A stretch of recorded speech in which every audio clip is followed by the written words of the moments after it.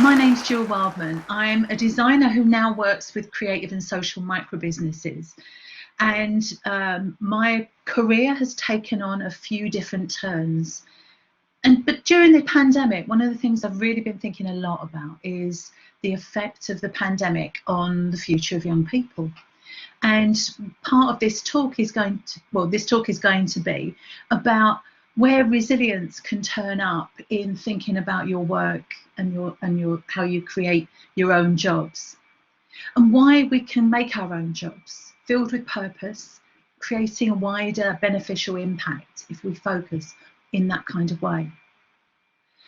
But right now, the under 35s account for almost 80% of jobs being lost in the past year.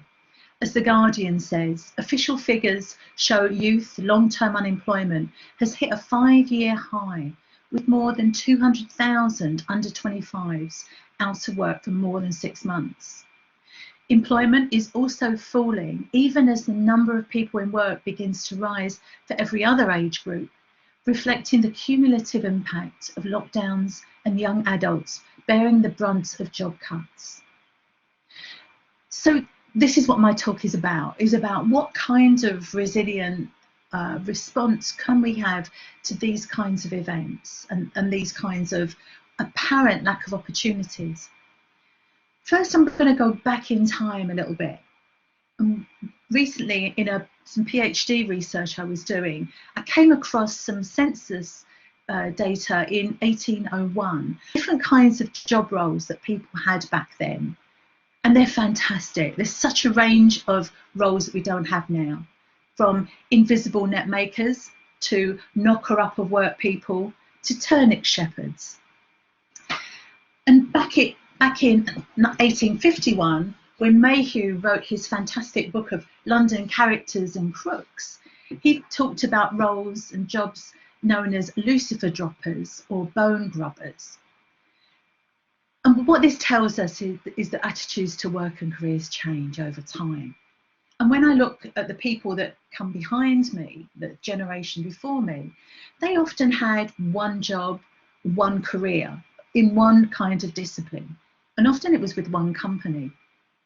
In my generation, we may have had one or two different careers, and we've learned to adapt a little bit. And for the people that have come after me, the millennials and Gen Z, it feels it's much more natural for there to be a range of different careers, almost like we're now hybrid workers, as lots of people write about. Or as a friend, Tamara Giltsoff, used to call slash people. I'm a designer slash business advisor slash restaurant owner, for example. Well, one of the challenges of being younger is how do you gain that important experience? And also, how do you make enough money to thrive? How you find a job might be one of those questions. But what about making your own job? What about being able to create a business around you that supports you to make money, but also achieve some kind of impact that's meaningful to you? About making a business that supports you in your creative expression, or also allows you space to do R&D, to develop things you haven't had the chance to before. So instead of looking at what jobs are out there, maybe there's another way of thinking about this. So how do you start? Let's start with a purpose that matters. For anyone that knows the Patagonia company, Schoenaar comes at the business very deeply with a sense of his purpose is to save our home planet. It's hugely ambitious and it's hugely clear about what his intentions are. So I'd love you to take a moment, think about what matters to you, what moves you, and mostly what fills you with energy, because it's the energy giving purpose that is the thing that drives us when we start something new. But be careful, because it's easier than it looks. It needs a little bit of time to think about. We can find entrepreneurs that are very, very excited about people problems, such as making apps and helping people to find a booking in a restaurant. And those are not the types of purpose I'm talking about. So I'm looking at the kind of stuff that's deeper and more integrated with things. there is plenty of things to be looking at. So, for example, we could be looking at the climate crisis and the myriad of products and services that we need in order to be able to be compliant, in order to get to net zero and better than that. So all of those micro businesses and larger businesses that could exist that might have names a bit like the 1851 census that actually express different components of an ecosystem that supports us to be more sustainable would be amazing. And if you think about sustainability more in the donut model, the kinds of issues such as the 40 million people living in poverty right now, 4 million of them being children, 2 million of them being pensioners, those components are also part of this importance around the resilience that we need to create. And then we also happen to have a pandemic on our hands. So there may be responses to that that you might think about as a purpose for you. So where do you start? So my advice is to look at what success would look like in your little part of these constellations of things that are going on, different parts of a bigger system. What kind of impact might you like to have? What would it look like if you got there? And use that as your beacon to start to build something that moves towards it over time. And think about the people that are involved in this, and especially not just the people that you know and that think and look like you. How else does it impact other people? Because we start then to identify who the audience is for this business. And because business at its core, and I'm hugely simplifying it here, but at its core, it's about a deep relationship with an audience who really wants and needs what you have and what you bring to them. And that relationship gets built over time, but it's certainly the place to start. So whether you call them customers or users or audience, don't call them consumers, because that puts people in a passive role, and it implies a relationship that's not very helpful for you or for them. What I'm talking about is an active engagement with an audience that you build over time. And then I want you to think about, what do they need? What situation are they in where you can alleviate pain, or what value can you bring to them? What delight can you deliver? If you don't know, there are lots of ways of finding out. Sometimes you might be a customer yourself and experience something and notice the things that are not working. You might just observe customers around you and the kinds of experiences you see are taking place. Or you might bring in some more formal research methods, which we use a lot of, to be able to understand human needs and the human experience. And once you've done that, once you've got some kind of purpose, some kind of target that you're trying to achieve, and a notion about the audience, you can start to consider what form it takes. So what shape, what kind of way does it get packaged? Because it won't always be in one particular way.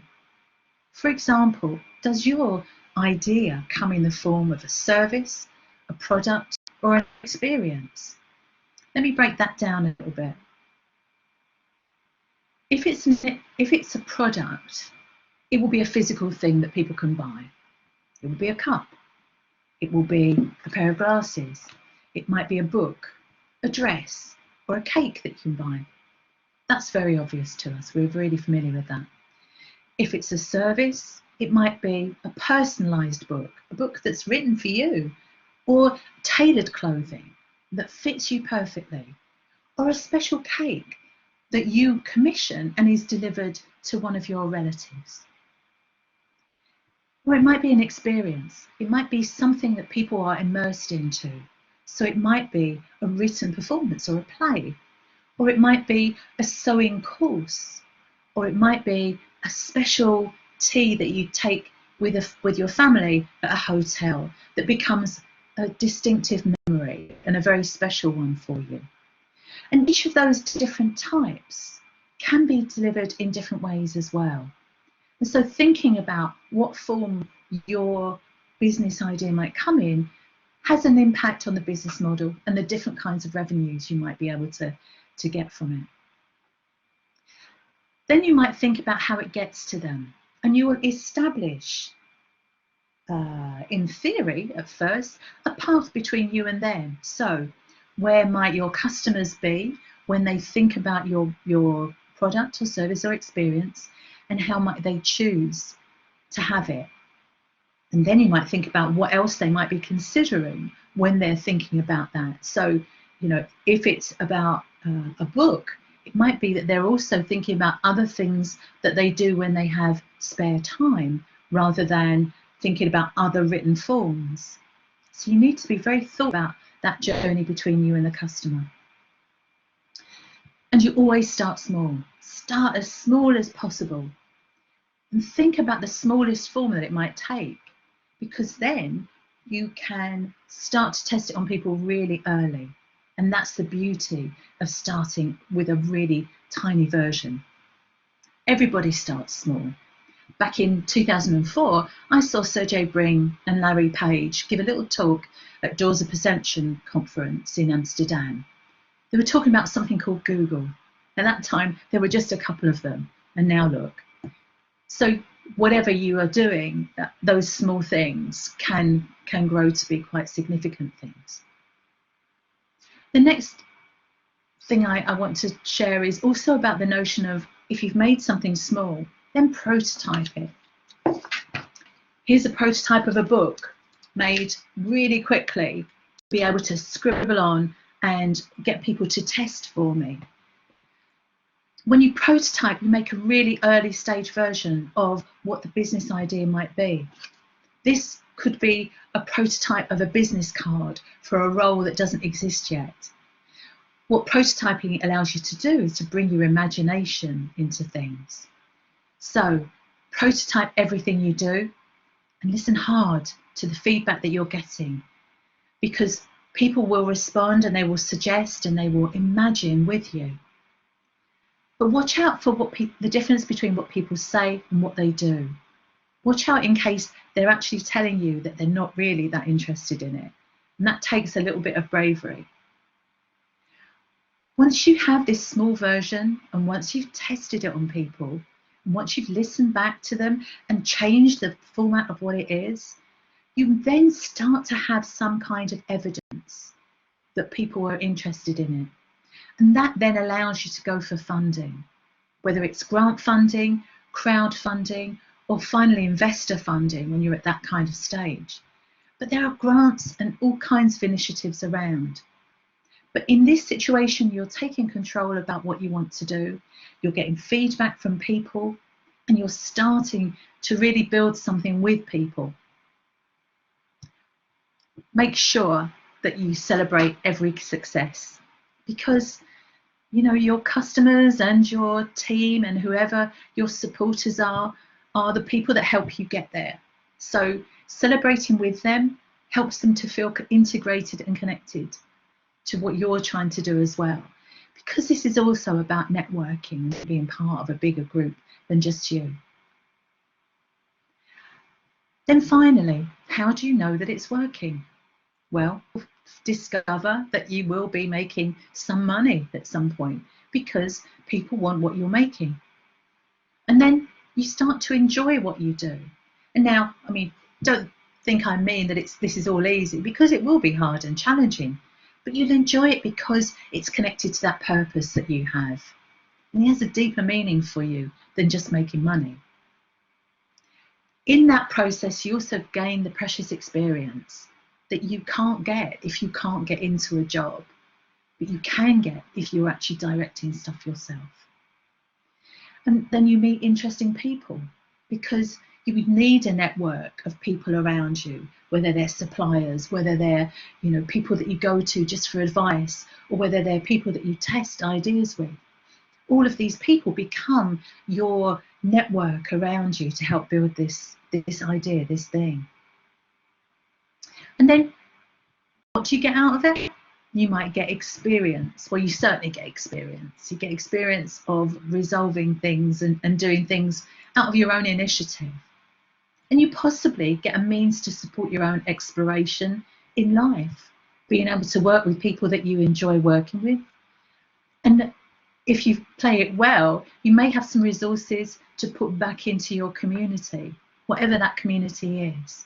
So it allows you actually to expand on delivering on that purpose. And it might not work. Sometimes things go wrong. And that happens to all of us. And there are lots of things that might go wrong, but it's how you build in that ability to learn from your mistakes really, really early on. And that's where some of the resilience thinking comes in, by testing things out with real people and making sure you listen hard to what comes back. That will really help you navigate some of this journey. We learn so much, as I said, from things that go wrong. But if we try and learn from things earlier, we have less chance of them being a bigger implication on our business. And you never know, this could mean massive and sustained, or just gentle organic growth success. And the thing is that you get to enjoy the journey on the way. So if we come back to when I asked you earlier to think about your purpose, what might be the job title that you have that expresses your purpose? So, for example, and these are not great examples, but Chief Hope Officer, or Mycelium Wrangler, or Wellbeing Connector. Please insert your idea here. Just as it is with looking back in time, there are a million titles of new jobs that haven't been invented yet, and that's where you come in. Thinking about how a business might scaffold you to have that job title that reflects the kind of purpose that you have in your world. Because we need lots of new businesses that work in balance with the planetary resources we have available, and that demonstrate a wider inclusivity in their approach. So my last thought is, please stay curious about how everything works, and email me when you've done this so that I can celebrate with you. Thanks very much.